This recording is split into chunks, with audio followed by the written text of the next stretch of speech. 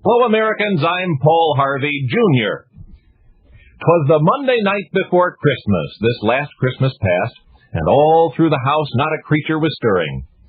Clay Campbell was cozied up in his favorite chair in front of the TV. In his hometown, Garden City, Kansas, all was calm, all was bright. When out on the lawn, there arose such a clatter that Clay rose from his chair to see what was the matter. He went to the door, and there, sitting at the threshold, looking plaintively up at Clay, was a stray, a dog who seemed very lonely and very lost and very hungry and very afraid. Clay bent down to pet him, asked, "What's your name, fella?" The animal kept looking up at him in hopeful silence. No way was Clay going to turn him out on a cold winter night, but the dog just stood there. So Clay grabbed him by the neck fur, pulled him into the warm living room. He was a calm and gentle creature, in some ways seemed more a puppy than a full-grown whatever he was. Clay stroked his damp coat.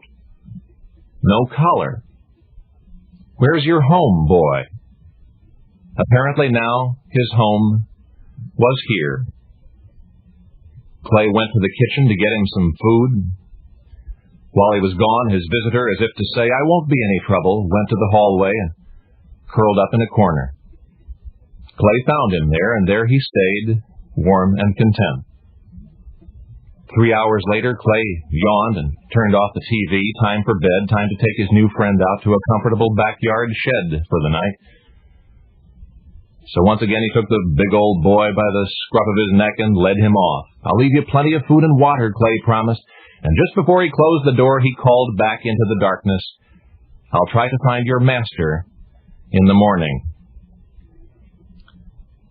But this is the rest of the story.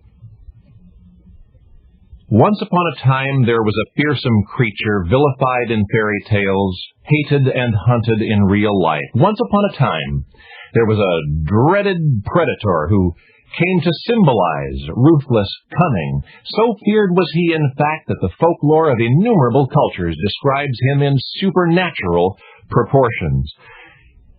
Yet the human apprehension of this animal we now know is largely irrational, something traceable to the very fairy tales in which it was so frequently and so unfairly maligned.